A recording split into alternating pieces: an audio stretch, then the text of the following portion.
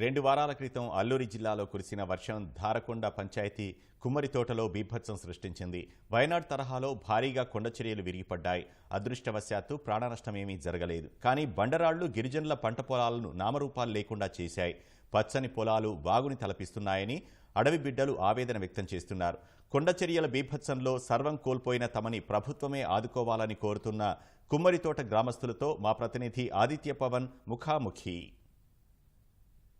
ప్రభావంతో కురిసిన వర్షాలకి అల్లూరు జిల్లా అతలాకుతలమైంది. కేరళలో వాయనాడు ఏ రకంగా అయితే కొండ జారిపోయిన ఘటనలు జరిగాయో అంతకు చాలా ఘటనలు ఇక్కడ జరిగాయి. మనం చూడొచ్చు, దారకొండ మండలంలో ఉన్న ఇది కమ్మరితోట ప్రాంతం. ఇది మనం చూడొచ్చు.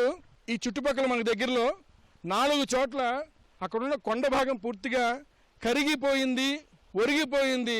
పైన ఉన్నటువంటి బండరాళ్ళు, పెద్ద పెద్ద చెట్లు, సుమారుగా 50 అడుగులు 60 అడుగులు ఉన్నటువంటి పెద్ద పెద్ద చెట్లు మానులు కూడా ఈ బండరాలతో కలిసి కొట్టుకుంటూ వచ్చి ఇక్కడి నుంచి నేరుగా సమీపంలో ఉన్నటువంటి సుమారుగా ఒక 5 కిలోమీటర్ల ప్రాంతం వరకు ఇదంతా కూడా వెళ్ళింది. ఒక రకంగా చూసుకున్నది ఇది ఒక చిన్న పంట కాలువ. కానీ ఇప్పుడు మనం చూడొచ్చు, 50 మీటర్ల విస్తీర్ణంలో మన కంటికి కనిపిస్తున్నటువంటి ఈ రాళ్ళన్నీ కూడా ఆ కొండ మించి కొట్టుకొచ్చినవే.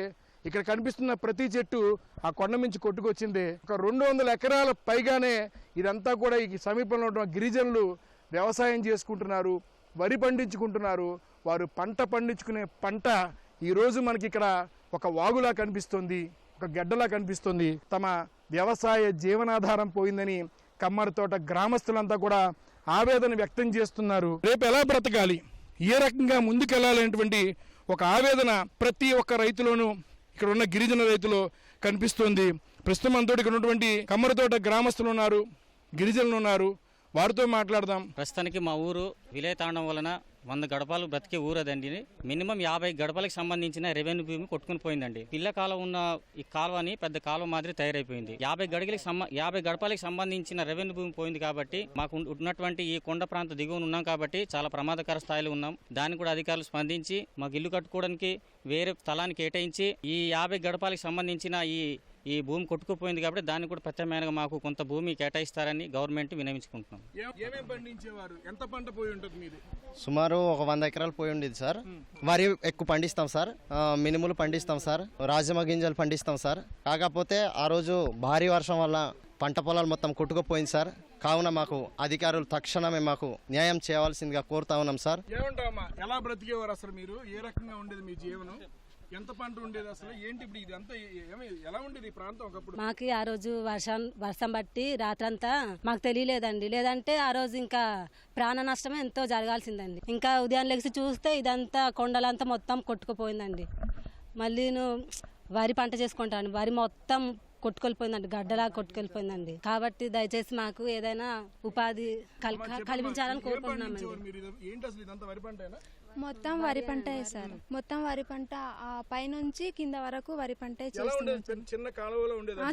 చిన్న కాలువ లాగే ఉండింది సార్. మరి ఇప్పుడు పెద్ద కాలువగా మార్చింది. కొండ జారిపోయి మొత్తం కొట్టుకొచ్చేసింది సార్ రాళ్లతో.